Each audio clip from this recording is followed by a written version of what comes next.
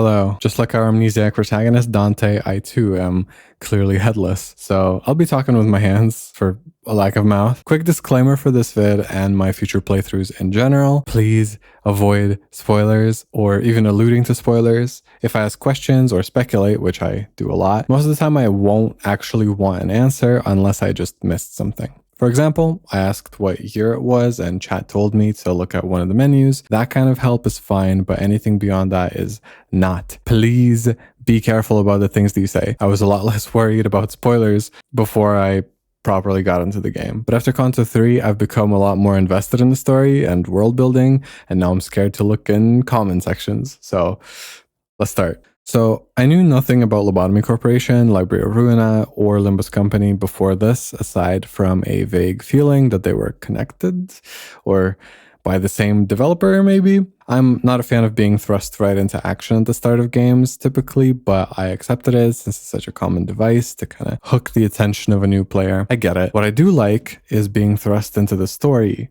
No exposition, no preamble. You just exist in the world now and you have to figure things out piece by piece. This helped a lot by us following a protag with amnesia that seems to basically act as a self-insert for the player, more or less. Right away, the vibes are sort of post-apocalyptic sci-fi, but with a somewhat mystical twist. I don't really care for sci-fi most of the time, but what caught my attention is that we are in hell, or Inferno. We're named Dante. There's 12 sinners, 12 apostles, all these sort of biblical references to the Divine Comedy, all these references with a sort of religious theming. And it seems like we can do magic.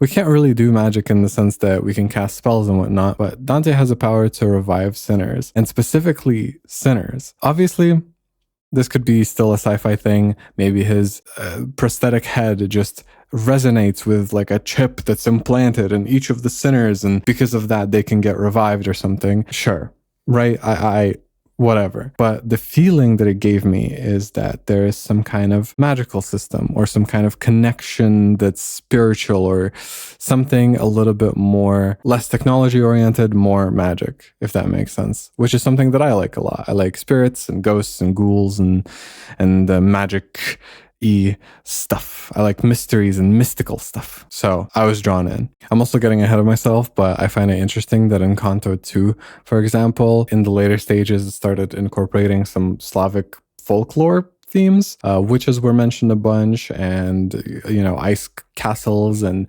houses with chicken feet and things like that. Kind of made me wish I was more well read, especially in the classics, since I only managed to catch a few references there and some other ones, but I'm sure I missed a bunch of stuff. Each of the sinners is obviously a reference to their own piece of literature, but I found it interesting that there was so much kind of folklore imbued in the second Conto, which also reassured me, because the first one had a theming that was a lot more militaristic, right? We were literally going through the story of a veteran, which I'm not into military stuff. So again, sci-fi military things are not my steez. I was really glad to find the story of Limbus to be a little bit more multifaceted and have room for this kind of almost mystical element to it, despite seemingly rooted in tech, or at least this other reality or this other universe's version of tech with, Encephalon and the golden bows and all that stuff. Although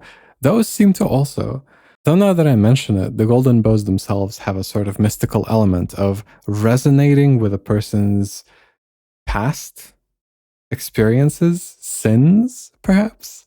Each story in a Conto themselves kind of follows this unveiling of a person's past trauma and then digging through it and trying to come to terms with it, reconcile it in some way, not hide away from it, which when I heard the premise of that initially, I was a little bit scared.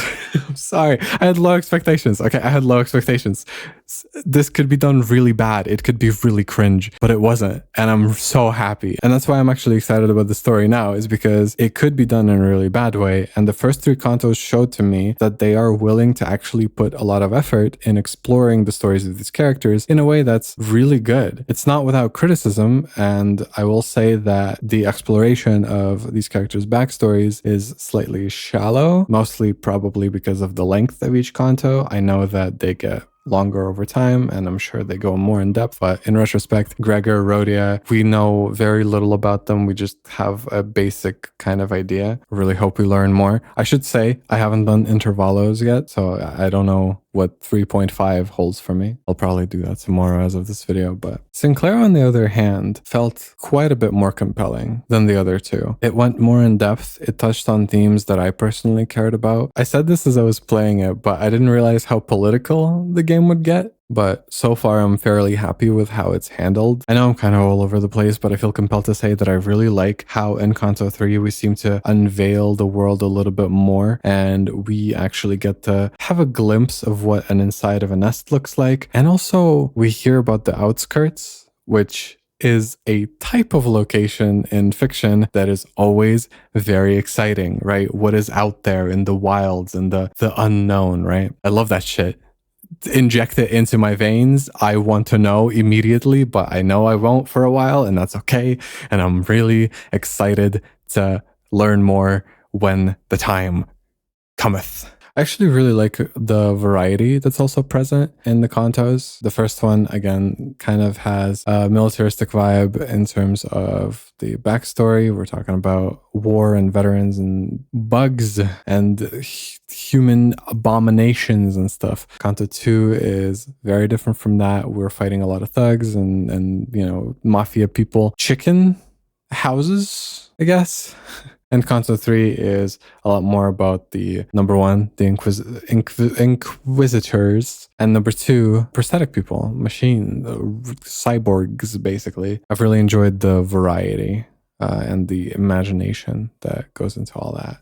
Some notes on gameplay, actually. As of right now, it feels a little bit too convoluted for what it boils down to. So all the characters have their own status effects and all their own stats and things like that. My experience right now, as of the first few cantos, is that I pulled Ryoshu out of the extractor thing, and she's kind of mowing through stuff. And I'm just pressing the win % button, and I win.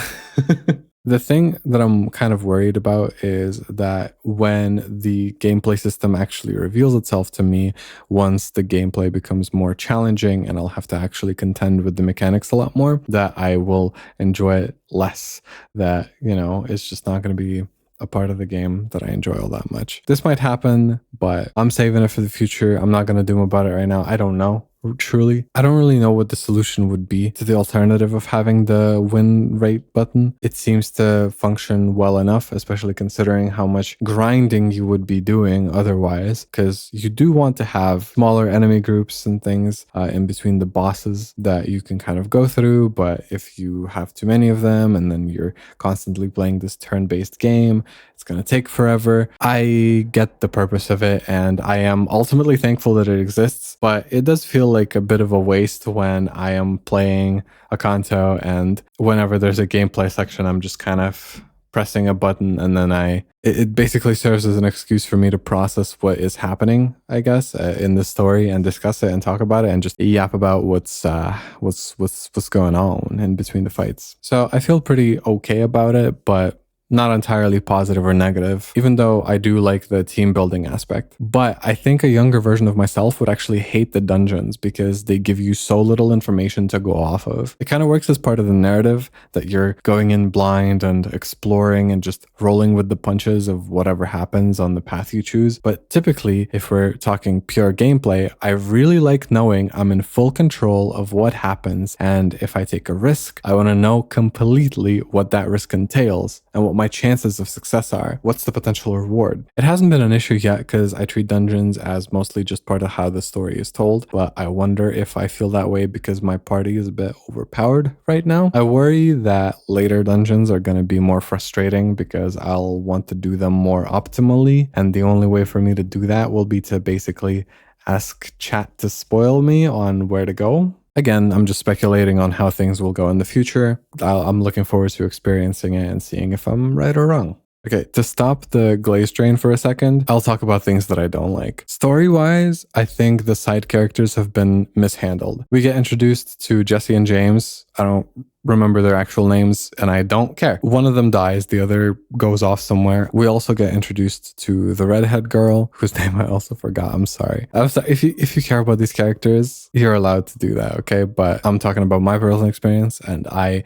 did not find myself emotionally attached to them whatsoever. And then in Contos 2 and 3, we are sort of on the same side as Epi and Sod. I remember their names because they stuck around slightly longer. However, they also die. They all die. All of them are gone from the story, and does it matter? Not really. I didn't really feel an emotional impact. I didn't really care about them all that much. They felt like side characters, and I was completely right not to care. In my opinion, it would have been more effective to introduce Epi and Sod in the first Conto instead of the other two characters we were introduced to, and have these people be with us with every Conto from then on for 3 Contos, and then they can die. Because instead of the pattern being, oh, new characters introduced that are side characters that don't seem super important, well, they're gonna die. Who cares? Instead, we actually think, oh, these are like the companion piece to our 12 sinners. They're actually going to stick around as like these sort of side characters that have their own hijinks going on, that are, reacting to how wacky and crazy our cast is and how they're doing things so improperly. What a hoot. Instead, I expected them to die. I'm sorry. I was introduced to them and I was like, they're probably going to die relatively soon. And I was right. And I didn't care all that much. They were okay. I felt like it was a bit undercooked. This is especially a shame with the red hair girl that turned into an apple because the death flags were so obvious that I could not take her death seriously. As soon as they started talking about how, oh my God, you can be part of the crew maybe. And when we go back to the bus, everything is going to be... I didn't even mention Limbus. Okay, I had this realization literally as soon as I booted up the game, but the game is called Limbus, and it's because it's like a bus, and it's a limbo. You're in limbo when you're like, they're traveling through hell and purgatory and heaven, as I've been told we will in the future. And it's a Limbus because it's limbo and bus, and they're in limbo and they're on a bus. Amazing. Anyway, tangent. I do think they did well enough to establish a little bit of her backstory and some character traits and things like that. She got about as much development as you should give to somebody who is going to die soon and who is a side character that doesn't matter too much. Great. I am generally not a fan of introducing characters just to kill them off, and it felt kind of cheap. I hope that kind of thing doesn't happen again, but oh well, who knows. However, I've already said this to contrast. The main cast is pretty great. There were a couple of standout characters that I liked right away. Rashu, my beloved. But in general, I've kind of grown more familiar and more fond of almost all of them at this point, aside from a few. And I'm sure that'll also change in the coming Contos. I just really adore these kinds of ensemble ragtag crew of crazy people type stories, and the paintings that they have at the end of each chapter where they're all hanging out on the bus with a song playing. They're cute. Okay, they're really cute and sentimental, and I like the characters already, and I'm attached to them, and I'm glad that they're probably not gonna die because they're gotcha. Okay, you got me. Okay, I talked all this talk about the setting and about all this other stuff. The thing that you really needed to hook me is the characters, and you've done it. I care about them now. Honestly, there's about a billion more things I could say about the game right now, but I kind of want to save them more until I get more impressions, unlock Dante's notes, go through more Contos, kind of form more complex opinions about each character and each storyline and things like that. So when the time comes, when I catch up a little bit closer to where the story is at currently, then I will make more videos like this. Maybe less improvised. Sorry, I meant to upload this like way earlier and like script it a little bit better, but I didn't. I'm not gonna give excuses or explain, okay? I just didn't do it. I'll stream more Limbus soon, so that's nice. I'm really excited. It's been a minute. So more Limbus once a week, usually. See you there. All right. Bye. Subscribe if you want, or like the video if you like it.